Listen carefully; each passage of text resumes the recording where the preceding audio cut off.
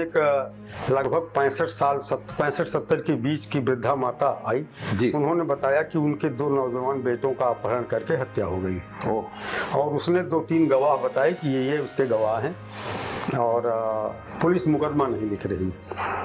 मैंने इंस्पेक्टर से बात की तो इंस्पेक्टर ने बताया कि साहब इसके बेटों ने 3-4 साल पहले मर्डर किया था और वो मुकदमा अब ट्रायल पे आ गया है। तो ये वृद्धा जो है चाहती है कि मुकदमे का ट्रायल रुक जाए तो किसी तरह अपने बेटों को कहीं गायब करके और मुकदमा लिखा देना चाहती है ताकि अदालत से वारंट न कटे और ये हो जाए कि बच्चों की हत्या हो गई। तो इंस्पेक्टर की बात काफ़ी जिन्म लग रही थी, लेकिन उस महिला ने 3 गवाह रखे थे। मैंने उनको अपनी जिप्सी में बैठाया, नई नौकरी थी, नया जुनून था। मैं गवाह के यहाँ गया।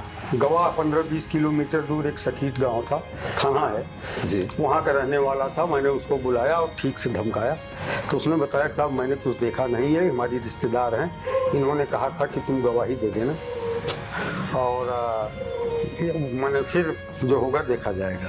फिर दूसरे गवाह के यहाँ गया, कागजी गवाह के वकील द्वारा तैयार किए गए।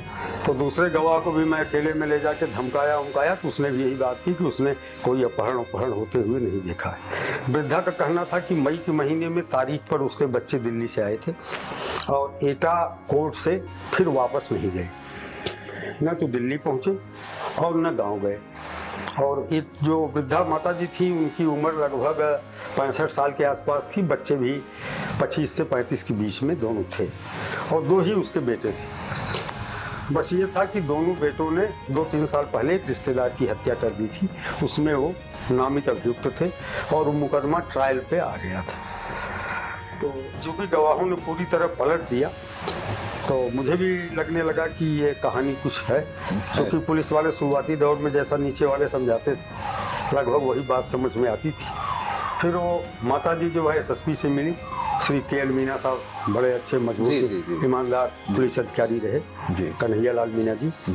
तो उन्होंने हमसे पूछा, मैंने भी उन्हें यही कहानी बताई, वो भी संतुष्ट हो गए। अच्छा। उन्हें भी लगा कि बिल्कुल ठीक बात जेन्युइन बात है, चूंकि एटा एक अद्भुत किस्म का जिला था उस जमाने में।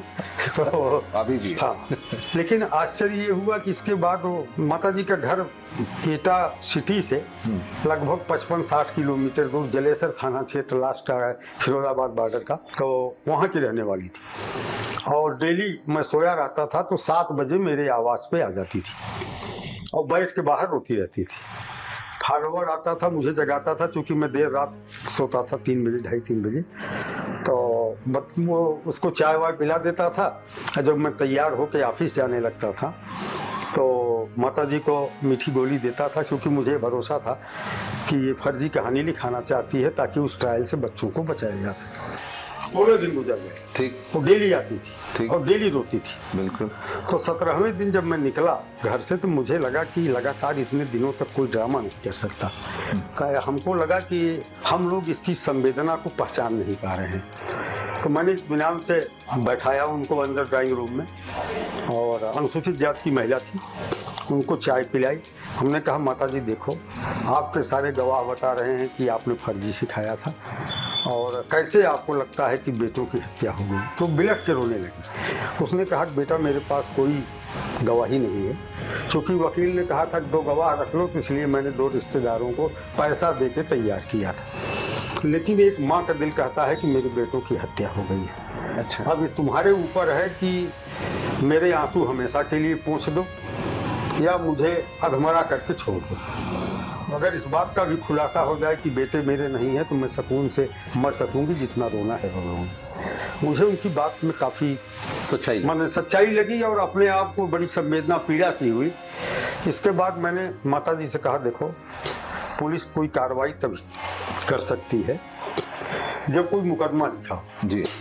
तो मैंने अपने मुंशी को बुलाया, मैंने उनसे कहा कि 364 IPC का मैंने हत्या के इरादे से अपहरण जी, एक मुकदमा जिनको शक है उनके खिलाफ बना दो और थाने में मुकदमा लिखवा देते हैं। क्योंकि दोनों पक्ष अनुसूचित जाति के थे तो SC ST नहीं लगना था। इसके बाद मुकदमा लिख गया।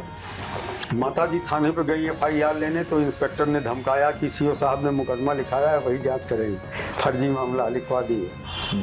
पुलिस नहीं चाहती थी कि मुकदमा लिखा जाए और पुलिस इरिटेट हुई तो उसने माता जी को भी धमकाया। तो माता जी आई हमारे पास रोने लगी। हमने कहा देखो माता जी, तुम्हारा मुकदमा केवल मैं ही खोल सकता हूँ। ये जितने लोग हैं सबके मन में इस बात की ग्रंथि बन गई है कि आप बच्चों को बचाने के इरादे से फर्जी मुकदमा लिखा रहे हैं। और मैं आपकी संवेदना के लेवल पे जाके जब सोचता हूँ तो मुझे लगता है कि अगर मेरे बच्चे के साथ ऐसा हुआ होता तो मैं क्या चाहता, तो मैं उस दृष्टि से प्रयास करूँगा। 4-5 दिन बीत गए। एक दिन फिर माता जी आई सुबह, तो मैंने एसएसपी साहब को फ़ोन मिलाया। तब लैंडलाइन ही हुआ करता था। हमने कहा सर आज ऑफिस नहीं आऊँगा, और एक माता जी वाला जो प्रकरण था वो मैंने उन कप्तान साहब को बताया विस्तार से। मैंने कहा कि उसमें मैं मुलजिमों की तलाश में जा रहा हूँ जो नामित किए गए हैं। ठीक। फिर माता जी को उनकी जिप्सी में बैठाया। बहुत दूर दूर के मुलजिम थे, माने वो 4 मुलजिम थे या 5, और पाँचों 5 जगह के थे। तो मैं उनको साथ ले, और चूंकि सब उसके रिश्तेदार थे तो जानती थी पते, मैं उनको लेके 5 जगह गया। 5 नहीं मिले, और 5 का एक साथ अपने अपने घरों से गायब होना मुझे लगा कि कुछ संदेह है जी। इसके बाद दूसरे दिन उनमें से एक मुलजिम कोर्ट में हाजिर हो गए। बहुत बढ़िया। मुझे लगा जिस एटा जिले में असली मर्डर में नेतागिरी शुरू हो जाती है, 50 लोग पैरवी करने आते हैं, साहब फर्जी है, फर्जी फंसाया जा रहा है, उस एटा में माने अभियुक्त का स्वतः हाजिर होना, इसका मतलब कि इसके बच्चों की हत्या हो गई है और पुलिस एविडेंस न तलाश सके, इसलिए मुलजिम ने जानबूझ के कोर्ट में सरेंडर कर दिया है। सब इंस्पेक्टर को बुलाया जिसके नाम लिखा पढ़ी में कागज में विवेचना थी। तो अदालत में हमने पुलिस कस्टडी रिमांड के लिए अप्लाई किया। तो उधर से जो एटा के सबसे अच्छे वकील थे, महंगे, वो थे। हमारी ओर से सरकारी वकील साहब थे। अब 2.5-3 घंटे बहस चली, और इस ग्राउंड पे हमारे एप्लीकेशन जो हमारे सब इंस्पेक्टर ने दिया था खारिज कर दी गई कि मैं भी बहुत अनट्रेंड था और बहुत जानकारी नहीं थी। मैंने एप्लीकेशन पे लिख दिया था कि सबमिटेड एंड रिकमेंडेड, सबमिट करना था। क्योंकि इस बात पे जाके लॉजिक आई कि कोर्ट को कुछ रिकमेंड नहीं किया जा सकता। अच्छा, इसलिए एप्लीकेशन खारिज करने योग्य है, और इस आधार पर मेरी वो एप्लीकेशन जो थी वो खारिज कर दी गई। फिर मैं सीजीएम साहब से शाम को उनके घर पे मिला, हमारे बगल में ही रहते थे।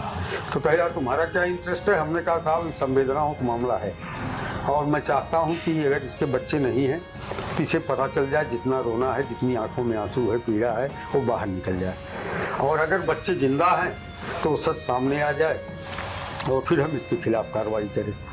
हम निष्पक्ष हैं लेकिन संवेदना के साथ। तो सीजीएम साहब ने कहा कि ऐसा है कि तुम्हारा जो सरकारी वकील है बड़ा कमजोर है। अच्छा, कल आप दूसरी एप्लीकेशन दो, उसमें केवल सबमिटेड लिखो, रिकमेंडेड शब्द हटा दीजिए, क्योंकि कोर्ट को आप कुछ रिकमेंड नहीं कर सकते। और उन्होंने बताया कि एक चौहान साहब हैं, अच्छे वकील हैं, उसी के इक्वल हैं जो उधर से वकील हैं। तो हमने कहा साहब पैसा न मेरे पास है न माता जी के पास। तो उन्होंने कहा कि आप जाओ वकील साहब के यहाँ शाम को मिलो, और अच्छे हैं, हो सकता है बिना पैसे के आपकी मदद करें, कोर्ट में खड़े हो जाए जी। तो मैं 9-9:15 बजे उनके यहाँ गया।